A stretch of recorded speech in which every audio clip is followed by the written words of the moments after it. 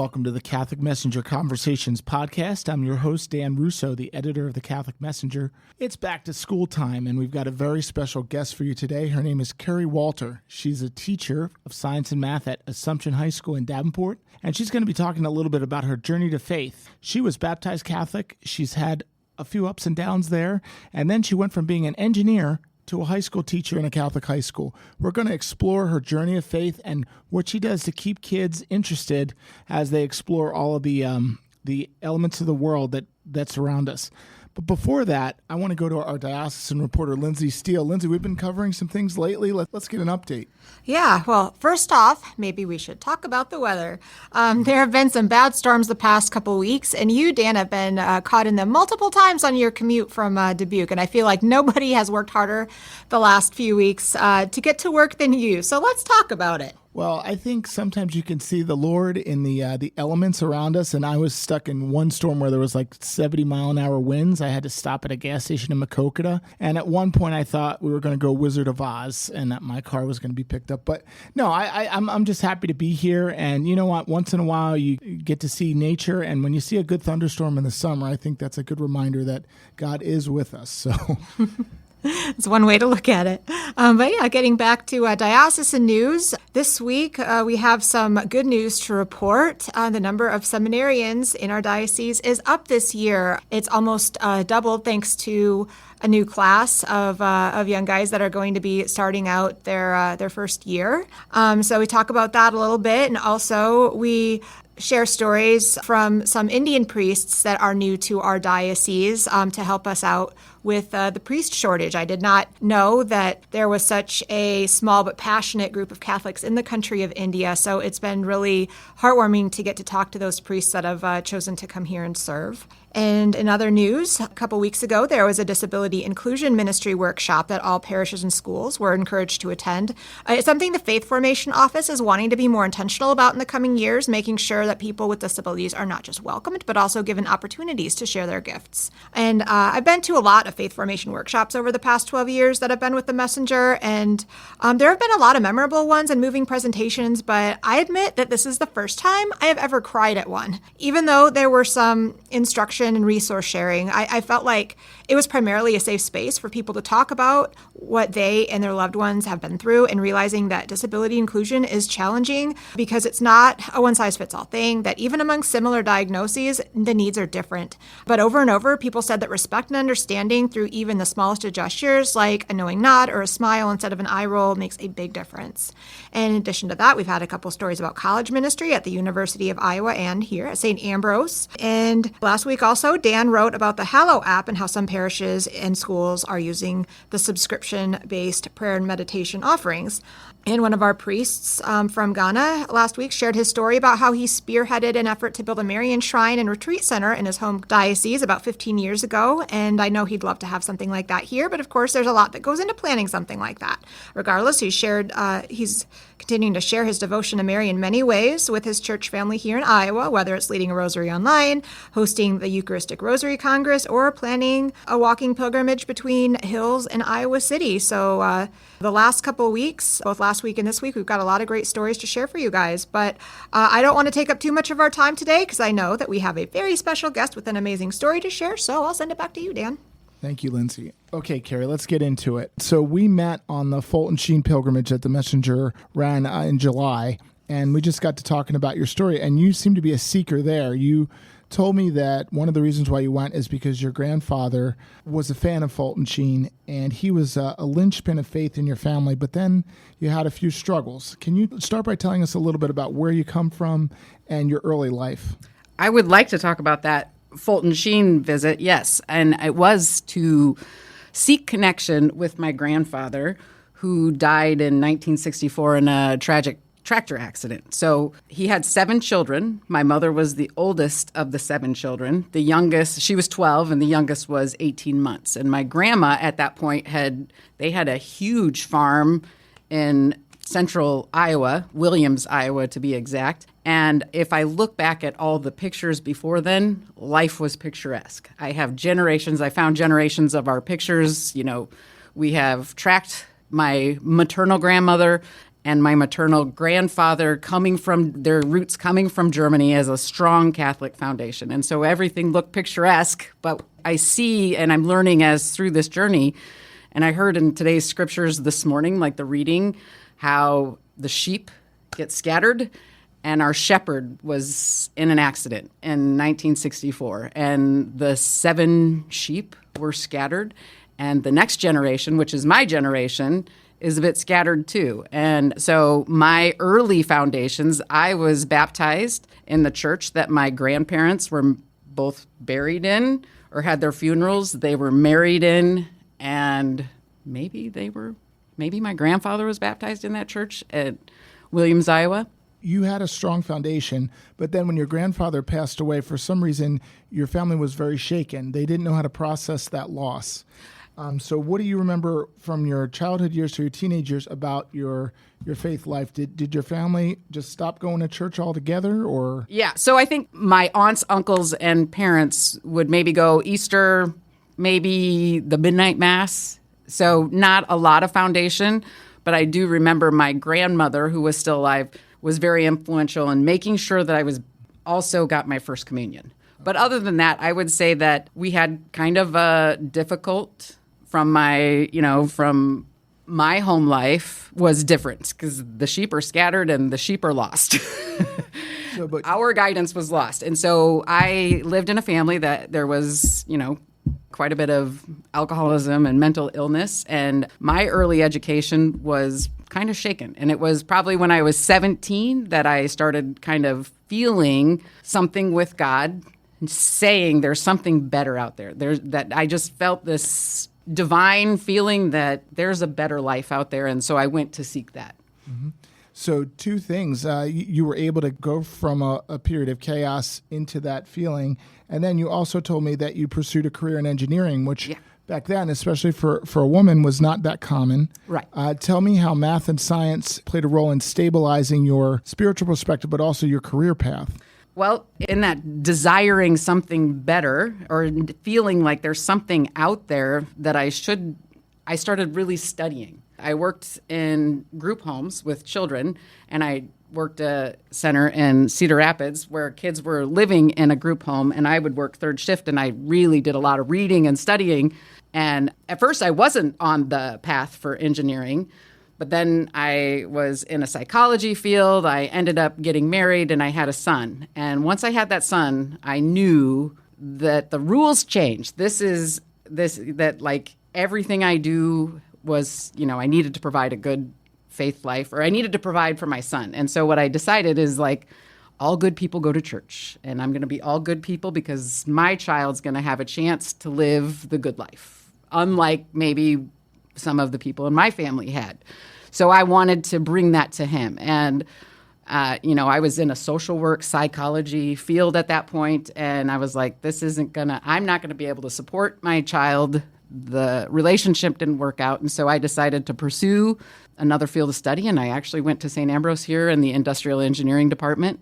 I had no idea what an industrial engineer was. I had no idea if I could do math, but I had a feeling that I should just try it. And I got in there and I realized, wow, I can do this. I can actually do this. And so that kind of started it. And I'd say that it was right over can't remember if the physics department was in this building or the building next door.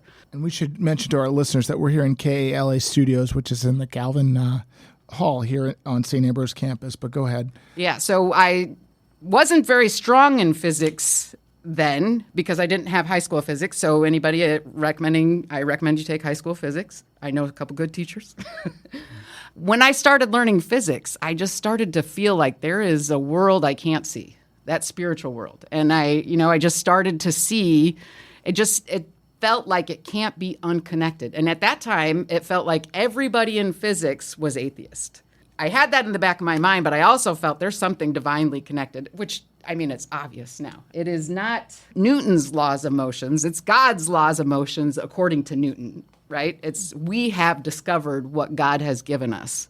So it was the order that you saw in nature through physics that pointed to God. Something. Something Something bigger. But not necessarily a Christian conception of a God. Not yet. But so you got through the engineering program, and then you started to work at John Deere, correct? Yes. Yep. So how did that progress? How did your career progress, and how did your conception from just something higher, a divine being, to Christianity coming back? So it, again, was with my son. I didn't have a strong family structure growing up, and I felt like, oh, I see all these people. I see these people at John Deere living the good life, people that take their kids to church. So that's what I need to do. I need to do A, B, and C to be successful, to be a good mother, to do the right things. And then so I did join the church, and I joined the Catholic Church. He was baptized Catholic. And I thought, well, that's what I am too. And I stood at his baptism, and that was the moment where I was like, I am committing to something. Like, you go to the baptism classes, but when I stood there, I was like, I'm committing to raise him Catholic. That means I need to understand. I felt a very important feeling like if there's God, I'm committing to him right now. And I'm committing to him on my son, who I want to be a good parent to. And so that's where I started in RCIA. I was 22 years old.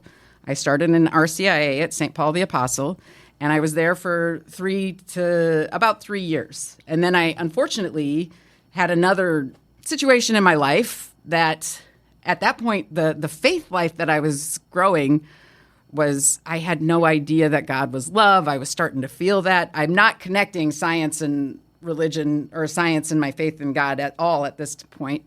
But I don't have a good understanding of, faith. I just have an understanding at this point that God is love.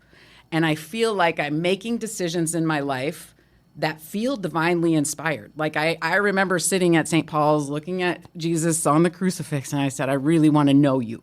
I really want to know who you are. And I felt that was an important time. And then things happened where I'm in line, where I feel like I'm connecting with God. And then I have some tragedy that's still very raw, that happened 20 years ago, that's still very raw with me, where I felt like, you led me here, God, and then this happened. Would you mind sharing specifically what that is, or just generally a loss? Or right now it's a loss, yeah. It's still kind of, I still struggle with it. It's still something, we all have grief in life. It's something that brought me grief. But my cause and effect mindset was, I said, I want to know you, God. And then ABC happened, and Jesus was crucified, and it felt like a crucifixion. But at that point, I didn't understand. I was mad that God, because I wanted to know God, that I had to experience some similar crucifixion, which I can understand and I can accept. But then I didn't hear the worst thing isn't the last thing. And I didn't understand the resurrection at all. So at that point, I had a difficult thing. And instead of maybe living it out until there was the resurrection or the salvation after it, I got angry and I walked away. No, I ran away. I became very belligerently atheist. Even after all that RCIA, you still. It was a big deal. Grief is hard. Grief is something that is a very difficult thing. It lasts forever. It lasts a long time. And just now, since I'm coming back in the last 2 years to the church, is where I really feel like I'm just starting to really open that up and be able to make some sense of it and use it in a positive way, where it was very self-destructive, the grief. And when you run and you don't understand that there's a resurrection, that there's a potential for a resurrection, and God uses everything, he doesn't necessarily cause the things, is where I'm still trying to, wrestle with. He's not the cause of it, but he can use it to make us better. Okay. And I did not understand that at all. And so I went. So many years away, and then talk about, and because we have a limited time, we can't go through all the ups and downs, right. But talk about that moment, or that moment where you started to have a breakthrough and come back. And they were never easy. But even as I felt very strongly opinionated atheist, I was in my career at Deere where I thought, I am going to be here forever. Deere is the kind of company you work for your whole entire life. And I thought, that's where I'm going.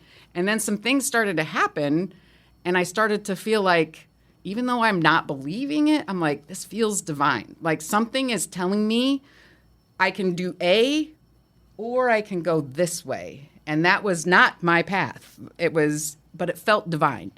And I fought it for maybe a couple of years at Deere. I ended up having some medical issues. I mean, just like a lot of things, like I fought it, but then I had to go that other direction. And God was calling me on that direction, I feel like, because since that point, things just lined up. Like I left Deere in a fortunate situation. We were a 2-Deere income family, and I could have not worked, but I needed to. Mentally, I like to work. And I left thinking I'll take a year off and figure something out. Within just a short amount of time, I thought, I should become a substitute teacher. My children, and this is the number one reason why I left Deere is because I also have young children, 3 more children now at this point that are entering school age, and it allowed me to have a schedule to match them. I learned about maybe subbing in a school system, so I got a sub license. I thought, I would do that in October. Well, I signing up for an October class, and then they called me and said, hey, we got a May class. We really need you. And so my year off I was in a classroom that following September. I left Deere in January, and then I'm substituting in classrooms. I have a substitute license, and I'm substituting. And then a magical program comes up for somebody that's had a professional career that you can get the teaching certificate through, Iowa State. The 3 Regent schools have a program for people who, like myself, who spent 18 years in their career, then go out and get a teaching license. And so that's what you've done. That's what I did, yes. So how long have you been teaching at Assumption? This will be my 9th year at Assumption, which again was that was not a plan of mine to teach at Assumption. When I went into teaching, I had no intentions.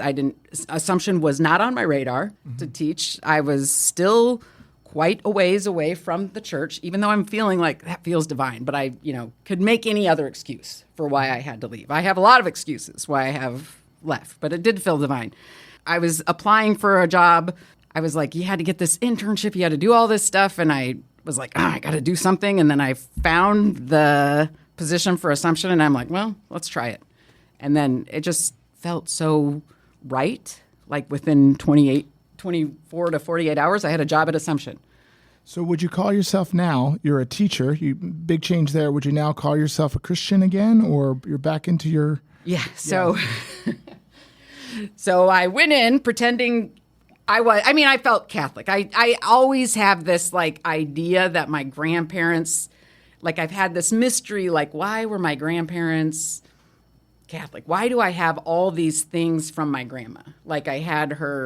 I've had rosaries from her. I've had things that have just, those little trinkets that just create curiosity in the back of your mind. You never pursue them, but they're just there.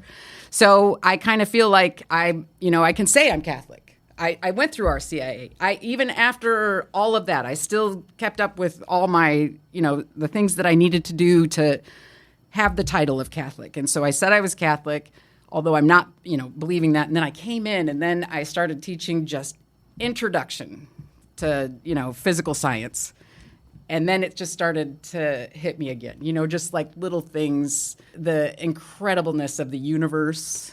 I could really get lofty, but just some things that were like, wow, that is just so miraculous. So you consider yourself still to be on a journey of faith, but you are, you believe in God, and you're in the Christian orbit now. When you hit the classroom and you have to talk to these students, how do you bring that into the science and math field? Could you talk a little bit about that?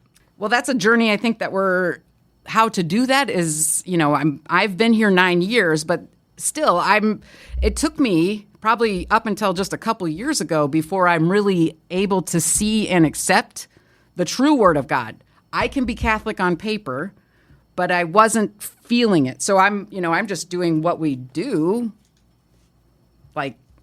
organizationally, to be Catholic and to be Catholic for the students. But I'm having emotions. When I see, when I'm discussing, some laws, it's God, I just get tingly feelings of... Give me one law from science that we could use it as an example for us non-science people. teach us something and then... Okay, the electron is my favorite thing in the world. Well, okay, I could get really... So if you think of the smallest thing, if you think of, electrons being some of the smallest things, if you think of the laws of motion for the smallest particles that we can't even see, you guys... Neutrons, protons, electrons. Yeah, really small things. The laws of behavior for those are exactly the same as the laws of behavior for astronomical things, like planets and solar systems and, all of this. And then there's some things, when I graduated high school in 1991, there were only 9 planets. There were only confirmed 9 planets. And when I went back 20 years later, I'm like, they have discovered, and a lot of Catholic priests were involved in like the Big Bang Theory, and there's actually more than 432 confirmed planets. And yet Pluto is no longer officially one of ours. No, it's not. You're right. So just the electron is magical. So I was teaching the electron and the diagram of an atom. And if you go into string theory or chaos theory nowadays, there's an amazing thing that they have determined with this teeny, teeny, teeny, tiny electron that it just disappears. And then it randomly reappears. There is nothing in the universe that we know of. It'd be like saying this microphone could just disappear. That is magic of God. That is just like, that's one thing that it's like, if we can discover, there's so much out there that we don't know, that we just don't know. But those are just some, like, I'm becoming open. Like, there are some things, like, and there's another law that's like, nothing is created or destroyed. And it just is, everything God has made is all, like, he can change the world by tapping electrons. That's what transforms everything. So there's just some really things, and I need to organize those thoughts, but those things started to lead me in there. I'm taking communion at our weekly masses at Assumption illegally. I'm still at this point where I'm saying, I'm not really Catholic. Why am I drawn to this little tiny wafer? Like, what draws me to that? Why do I need to steal the communion is what I feel like I was doing. Like, I don't even understand why I'm stealing communion, because I don't feel Catholic, You're saying you don't feel it in your heart, but you're still going to communion. And I'm taking it. Like, why am I doing that? Like, nobody, it doesn't matter to anybody, but there's something drawing me there. And we had a priest we've had lots of priests through Assumption. And there was one priest that had been there for 3 or 4 years, and he was leaving. And I thought, oh, shoot, that's a nice priest. I should go in and get confession so that I can actually have a few more weeks of legally taking communion. Yeah. So you're still on a journey, but... Yes. So that was like 3 years ago, and now I've taken communion. I've gone to confession, and that now started a lot of different things. Just keeps going on. So one thing I guess I would say is that you're on a journey of faith, and you're sharing that, with others. What kind of things or pieces of wisdom would you say as a scientist that you could offer to us who might want to learn how to see God better in the everyday world that's around us? Well, the number one thing is you don't need science to have a good faith life. That is just how I was drawn in. And I really, having so many physicists that were atheist, and there was a time, too, where I got to be, like, the best I could say I was is agnostic, because if you understand the scientific process, you cannot say you're atheist. That's just not part of the scientific process. So that's where I started to really say, hey, these guys that are atheists, I don't trust them anymore. And then I started to learn about how many physicists were, faith-filled. Full of faith. Yeah. And, you have Newton, who said in the thumbprint, just by looking at the logic of a thumbprint, and everybody, for every human ever been created, to get a configuration unique, that is a creator. That is a magician creator who can, it's overwhelming. The more you know about science and the things he is able to create and manage and change and affect, it's overwhelming. Like, know a little bit of science, you might be not so God focused, but learn a lot of science. So it sounds like the depth of your faith is progressing and you're going into another teaching year. Anything you're looking forward to about this year? Can you give us a little insight about what it's like to be a teacher of teenagers in this day and age in a Catholic school? Well, I just had to leave some professional development, and I'm really happy that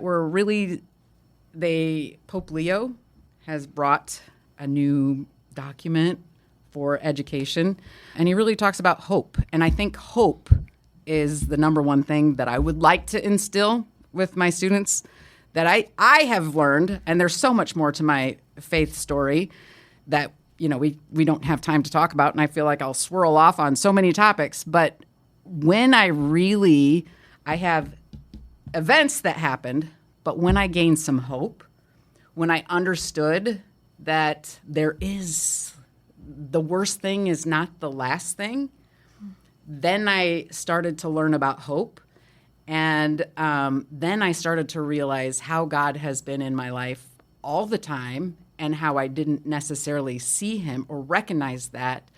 But I just really now believe that through God, all things are possible. I mean, if he can make electrons disappear, and if we have the technology to discover that we can,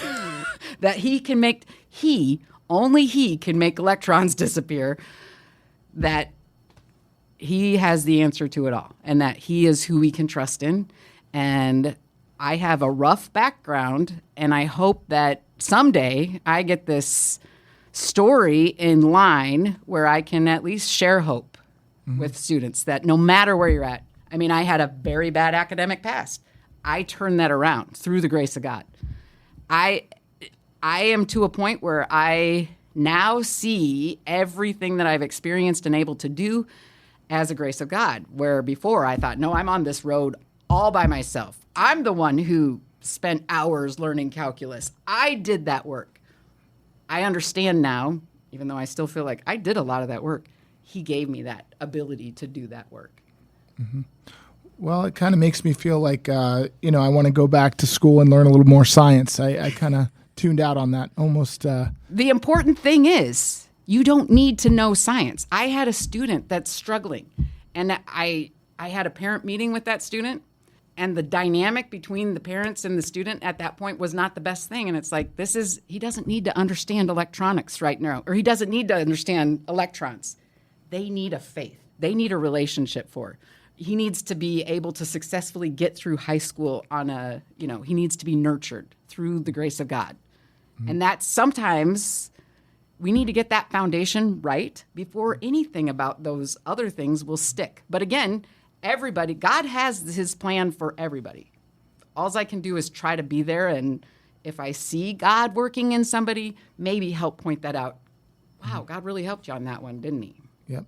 Well, Lindsay, I'm going to close by saying that we've had our guests on the podcast, and I can feel the passion coming through the microphone with you. So thank you for being here and sharing. I know we have limited time for our podcasts. Is there any parting words that you'd like to share for our audience about the journey that you're on and what you'd like to? I heard you say that you wanted to write a book eventually. I know there's a lot of good stories out there about people coming away and back to the faith. Anything you want to share before we go? You asked me on that bus ride about Hallow, and I would say that I was also on Formed. I'm not sure where I was at with Hallow when I talked to you, but there's another app, Formed, and there's also Ascension that reads the Bible to you. That's my favorite app to hear the Bible because I really need the audio version. There's so many good programming on like the Formed application or app. There's a story or a series called Foretold. Okay. And that talks about the providence of God.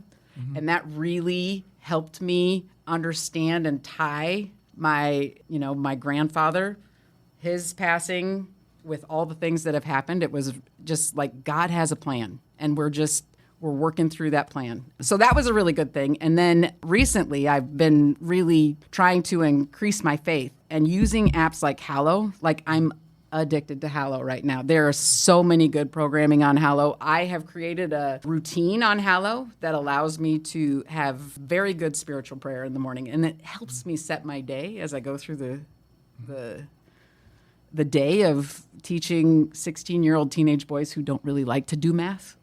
That's a fun challenge. Well, I would say, okay, so developing a prayer life and being open to God's providence. And I'd like to say we're going to use some electrons to send this podcast out over the air with the help of KALA, and hopefully it touches somebody. And we want to say a prayer for all those kids going back to school. And we thank all the good teachers out there like you that are teaching them what they need to know about the world. So that's our episode this week, the Catholic Messenger Conversations podcast. Check our newspaper out at thecatholicmessenger.net. And thanks again to KALA and St. Ambrose University. And thank you, Keri and Lindsay and Dave. See you next time.